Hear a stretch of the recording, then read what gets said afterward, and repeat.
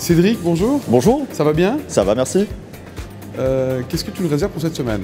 Alors, je suis un fidèle de l'émission Oui. et j'ai remarqué qu'en fait, on ne parle que des décisions, ou presque, rendues par le Centre d'arbitrage et médiation, le MPI. Mais en fait, il faut savoir que c'est pas le seul, en fait. La moitié des décisions sont rendues par ce centre, mais l'autre moitié, pour l'essentiel, est rendue par le NAF, National Arbitration Forum, Oui. qui est un centre basé à Minneapolis, qui est moins connu, nous autres Européens, parce que justement, il est plus usité par les sociétés américaines. Et par ailleurs, l'essentiel des arbitres, en fait, est plutôt justement en fait, de nationalité américaine.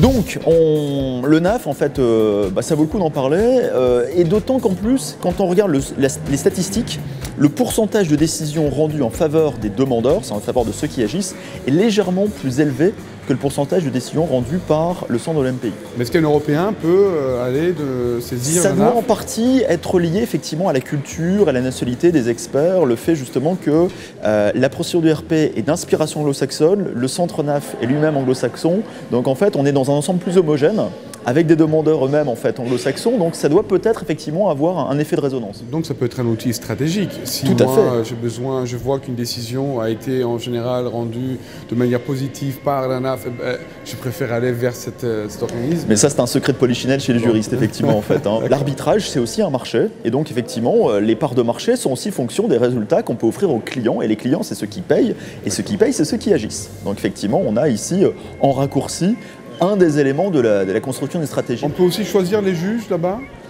C'est les procédures IRP, donc c'est le même fonctionnement qu'ailleurs. Ici, on est une décision à propos d'un nom qui s'appelle sitewatch.com, donc un nom générique, un contrôle des sites ou surveillance des sites, en fait, ou regard sur les sites, sitewatch.com, qui a été enregistré en avril 1996. Et la procédure, elle date du deuxième semestre 2008. Waouh!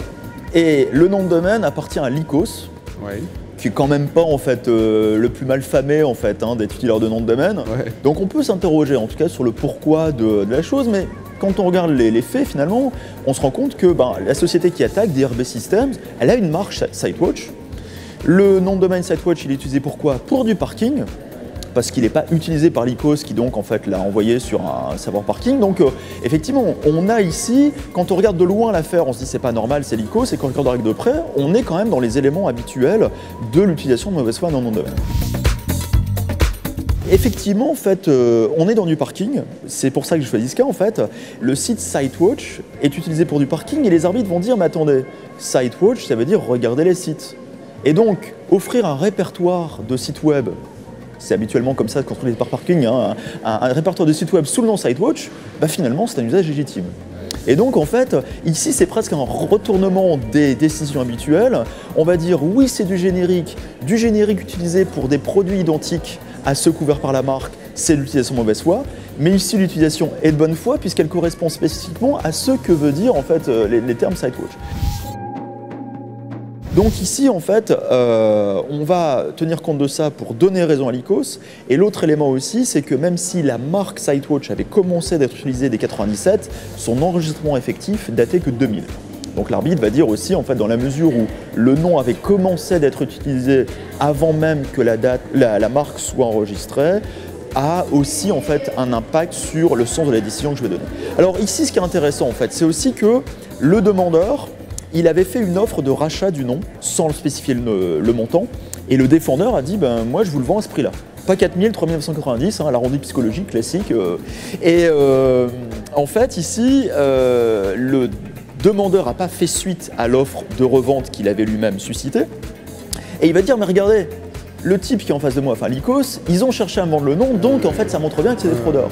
Sauf que l'arbitre a dit attendez, c'est vous qui avez provoqué le prix, c'est vous qui avez provoqué en fait la revente, donc on ne peut pas en fait arguer que eux-mêmes en fait avaient volontairement souhaité vendre le nom. Alors ce qui semble s'être passé ici, c'est qu'ils ont fait une offre factice de rachat de façon à pouvoir mettre dans leur dossier le fait que l'ICOS avait cherché à vendre. On ne sait plus qui est de mauvaise foi dans cette affaire. Voilà, et alors c'est quelque chose de classique, c'est quelque chose qu'on utilise en pratique, effectivement, on va faire une offre en fait pour tenter de voir, tenter de faire parler l'autre avant d'entamer un contentieux. Sauf qu'ici ça a été fait en fait en dépit du bon sens, et puis surtout, une offre de vente à 4000 $, quand on connaît le coût de la procédure UDRP, quand on connaît en fait le coût additionnel des frais de justice, bah finalement en fait peut-être il aurait mieux valu acheter à 4 000 $ plutôt qu'entamer une procédure à 1 500 plus en fait le paiement du conseil, etc. Donc ici c'est intéressant en fait de se dire que c'est un peu l'utilisation du DRP en dépit du bon sens.